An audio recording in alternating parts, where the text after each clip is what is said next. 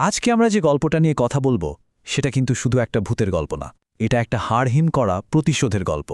চলুন একদম গল্পের গভীরে গিয়ে দেখি কিভাবে একটু একটু করে ভয় আর রহস্য দানা বাঁধে। গল্পের একেবারে শুরুতেই এই লাইনটা, অন্ধকার নামলে কিছু পথ না ধরাই ভালো। কি অদ্ভুত একটা অশুভ ইঙ্গিত, তাই না? এই একটা কথাতেই যেন বলে দেওয়া হচ্ছে যে সামনে কি ভয়ঙ্কর কিছু অপেক্ষা করছে। আচ্ছা, এবার আসা যাক গল্পের মূল চরিত্রে, অজয় সমাজতার। লোকটার অবস্থাটা একবার ভাবুন তো। মাঝরাতে এক অচেনা রাস্তায় সে ফেসে গেছে, গরুর গাড়ি নষ্ট, আর তাকে বাড়ি পৌঁছতেই হবে। মানে যাকে বলে একেবারে কপাল খারাপ। আর এখান থেকেই কিন্তু আসল গল্পের শুরু। মানে দেখুন কপালটা কতটা খারাপ হতে পারে। প্রথমে তো গরুর গাড়ির চাকাটা কাদায় আটকে গেল, তারপর যে গারোয়ান ছিল সেও তাকে একা ফেলে রেখে সোজা হাওয়া। আর গোদের ওপর বিস্ফোরার মতো ঝড়ের জন্য আর কোনো গাড়িও পাওয়া যাচ্ছে না। মনে হচ্ছে না ভাগ্য যেন জোর করে ওকে কোনো একটা নির্দিষ্ট দিকে ঠেলে নিয়ে যাচ্ছে। আর এই রকম একটা অপেলস ম্যানোস পরিস্থিতিতেই মানুষ ভুল সিদ্ধান্ত নিয়ে ফেলে, তাই না? অজয়ও ঠিক তাই করল। এক সরাইখানার মালিক ওকে একটা শর্টকাটের রাস্তা দেখিয়ে দিল, কিন্তু সাথে এটাও বলল ওই রাস্তায় একটা লাশ ঘর পড়ে। মানে একটা পরিষ্কার ওয়ার্নিং ছিল, কিন্তু বাড়ি ফেরার তাগিদে অজয় সেই বিপদটা আর দেখতে পেল না। তো ঝড়ের মধ্যে ওই টিমটিমে আলো দেখে অজয় যেন হাতে চাঁদ পেল।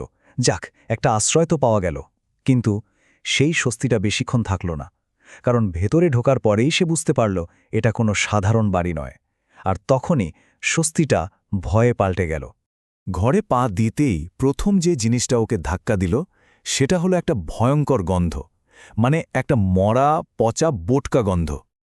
লেখকের বর্ণনাটা এতটাই জীবন্ত যে পড়ার সময় মনে হয় গন্ধটা যেন নিজের নাকেও এসে লাগছে। কি একটা অস্বস্তিকর পরিবেশ ভাবুন।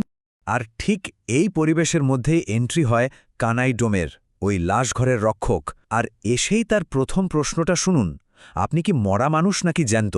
কি অদ্ভুত প্রশ্ন, তাই না? কেউ কি এমন প্রশ্ন করে? এই একটা কথাতেই বোঝা যায় এই কানাই ডোম চরিত্রটা মোটেই স্বাভাবিক নয়। আসলে জায়গাটাকে ঠিক বাড়ি বলা চলে না, এটা হলো মৌতকাঘর, মানে মৃতের ঘর, যেখানে শেষকৃত্যের আগে লাশ রাখা হয়। আর কানাইডোম, সে গত ২৫ বছর ধরে এখানেই থাকে, এখানেই কাজ করে। ভাবুন তো একবার, ২৫টা বছর মৃতদেহের সাথে বসবাস। তো কানাইডোমের মুখোমুখি হয়ে অজয় নিজের একটা দুঃখের গল্প শোনাল। বলল যে সে তার মামার বাড়ি থেকে ফিরছে, খবর পেয়েছে তার দিদি আগুনে পুড়ে মারা গেছে, তাই শেষ দেখা দেখতে সে ছুটে যাচ্ছে। গল্পটা শুনলে কার না মায়া হবে বলুন? একজন ভাই তার দিদির জন্য এত কষ্ট করছে। কিন্তু এখানেই গল্পের আসল টুইস্ট। এই যে মায়া বা সহানুভূতি, এটাই কিন্তু লেখকের পাতার সবচেয়ে বড় ফাঁদ। অজয়ের গল্প তো শোনা হলো, এবার পালা কানাই ডোমের। আর এখান থেকেই গল্পটা একটা সম্পূর্ণ নতুন দিকে মোড় নেয়। কানাই ডোম এবার একটা অন্য গল্প বলতে শুরু করে।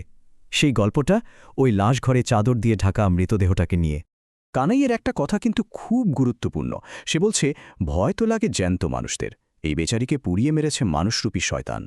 মানে সে ভয়টাকে ভূত বা প্রেতাত্মা থেকে সরিয়ে সরাসরি মানুষের ওপর নিয়ে আসছে।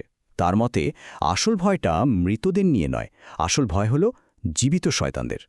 এবার শুনুন সেই ভয়ঙ্কর ষড়যন্ত্রের গল্পটা। এক বাবা তার বোবা মেয়েকে রক্ষা করার জন্য সব সম্পত্তি তার নামে লিখে দিয়ে যান। কিন্তু মেয়ের মা আর ভাই তারা সেই সম্পত্তি হাতানোর জন্য এক ভয়ঙ্কর ফন্দি আটে। প্ল্যানটা দেখুন, খুনের সময় ভাইকে পাঠিয়ে দেওয়া হয় মামার বাড়িতে, যাতে তার ওপর কোনো সন্দেহ না আসে। আর তারপর নিজের মেয়ে যখন পুজো করছে, মা তার শাড়িতে আগুন লাগিয়ে দরজা বাইরে থেকে বন্ধ করে দেয়। কি নৃশংস! আর পুলিশের কাছে গিয়ে বলে এটা নাকি একটা দুর্ঘটনা। কানাইডোম গল্পটা বলতে বলতে দুটো তথ্য দেয়। এক, মেয়েটির নাম ছিল লক্ষ্মী, আর দুই, সে ছিল তালডোগারা গ্রামের। এই নাম আর গ্রামের নামটা শোনার পরেই কিন্তু গল্পের সব সূত্র এক জায়গায় এসে মিলতে শুরু করে। অজয়ের গল্পের সাথে এই গল্পের একটা হাড়হিম করা কানেকশন তৈরি হয়। আর ঠিক এখানেই গল্পের সবচেয়ে বড় ধাক্কাটা আসে। দুটো আলাদা গল্প এসে মিলে যায় এক বিন্দুতে। আর যে মানুষটাকে আমরা এতক্ষণ ধরে গল্পের নায়ক ভাবছিলাম, সেই অজয়ই আসলেই এই গল্পের আসল খলনায়ক। ভাবুন একবার, অজয়ের বলা পুরো গল্পটাই ছিল একটা সাজানো নাটক। সে কোনো মৃত দিদিকে দেখতে যাচ্ছিল না, সে আসলে খুনটা করিয়ে এখন ফিরছিল তার উত্তরাধিকার, মানে ওই সম্পত্তিটা দাবি করতে। একজন শোকাহত ভাই নয়, সে ছিল একজন লোভী, ঠান্ডা মাথার খুনি। সবটা শুনে তো অজয় চমকে গেছে। সে জিজ্ঞেস করল, এসব কে বলেছে তোমাকে? পুলিশ? এর উত্তরে কানাইডোম যা বলল সেটা শোনার জন্য কেউ প্রস্তুত ছিল না। সে শান্ত গলায় বলল, না, আমায় তো লক্ষ্মী নিজেই সব বলেছে। ব্যাস, এই একটা লাইনেই বাস্তব আর যুক্তির দুনিয়াটা ভেঙে চুরমার হয়ে গেল। গল্পটা ঢুকে পড়ল খাঁটি অলৌকিক জগতে। এরপর যা ঘটতে চলেছে তা হল বিচার। তবে এই বিচার কোনো আদালত বা পুলিশ করবে না। এই বিচার হবে ওই লাশঘরেই, আর বিচার করবে এক অতৃপ্ত প্রতিশোধের আগুনে জ্বলা আত্মা। আচ্ছা, কানাই ডোম যে বলল লক্ষ্মী তাকে সব বলেছে, এটা কিন্তু কোনো কথার কথা নয়। সে দাবি করছে সে ২৫ বছর ধরেই মৃতদের সাথে কথা বলে। এই ক্ষমতাটাই তাকে এত রহস্যময় করে তুলেছে। তার কাছে এটা কোনো অলৌকিক ঘটনা নয়, এটা তার জীবনের একটা স্বাভাবিক অংশ। আর তারপর সব নিস্তব্ধতা ভেঙে সে এলো। গল্পের মঞ্চে এবার যার আগমন ঘটল সে আর কোনো মানুষ নয়, সেই প্রতিশোধের আত্মা। এর পরের দৃশ্যটা এক কথায় ভয়ঙ্কর। অজয় পালানোর চেষ্টা করে, কিন্তু দরজা বন্ধ।